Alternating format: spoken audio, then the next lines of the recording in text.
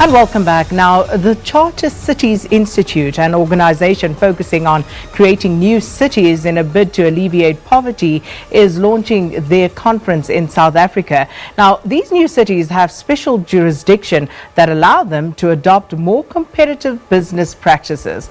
And it's designed to zone in on impacts of economic growth in developing countries particularly. Now, the conference will launch in Sandton from the 17th to the 18th of March. But in the lead up to that, joining us now is Dr. Mark Lutter, who is the Institute's founder and executive director. Good morning and thanks for coming through. Thanks for having me. So, charter cities, what exactly does that mean? So if we look at the second half of the 20th century, we see some cities such as Singapore, Hong Kong, Shenzhen, and Dubai, which grew from basically nothing into world-class cities. And we believe this model is replicable more broadly.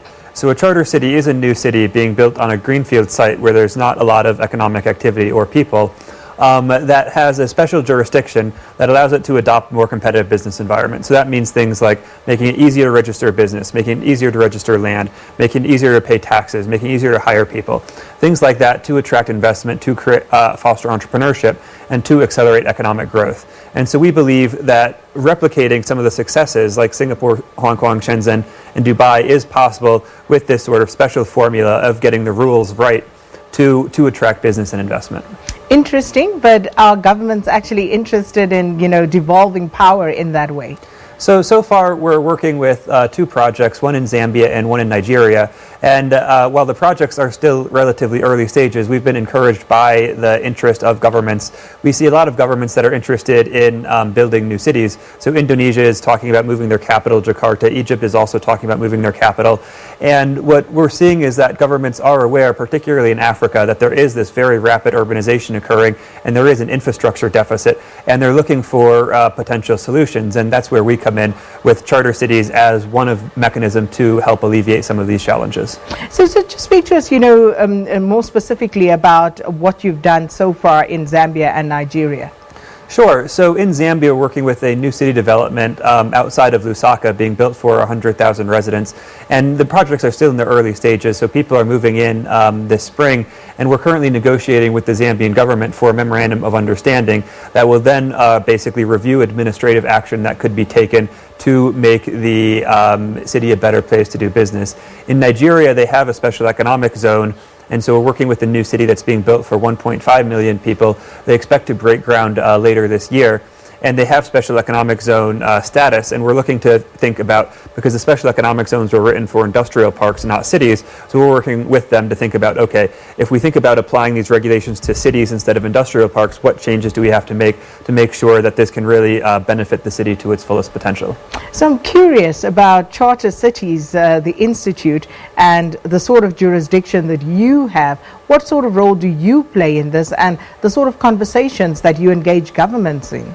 Sure. So we're a nonprofit. I founded the Institute a little bit over 2 years ago, and our role is twofold. One, we like to bring these different groups together. So charter cities are very complex projects that require a lot of stakeholder engagement. So these stakeholders are things from new city developers, the people building new cities, governments, to policy experts who understand what it means to create both the urban plan as well as the new legal framework, as well as investors. And then also more broadly, there needs to be popular support, because if you just build a city in the middle of nowhere that doesn't have the sort of built-in popular support, the government might turn against it in the future. So we see ourselves as helping to foster this conversation. And then over the last year, what we've realized is that there is a demand for some more technical expertise. What does it actually mean to create a new legal system? And so since then, we've been engaging these projects on a little bit more of a technical level, on helping to draft regulations that would allow them to become better places to do business. So it also raises interesting questions around ownership, for example, of these cities, questions that perhaps we wouldn't have thought about before, charter cities actually enters the fray. So who would own these cities? So the way it would work is it would be a public-private partnership between the government and a new city developer. And initially what would happen is that they would form basically a board of directors that would establish the governing rights of the city. And then over time, it would transition into a form of government that is sort of typical of the host country. Because to attract some of the initial investment, we're talking hundreds of millions, if not billions of dollars, the investors sort of would want a specific legal jurisdiction. And I think you can find out some more of the answers to these questions at the conference on March 17th and 18th in Sandton. But that's far, Mark, because now my curiosity is piqued right now.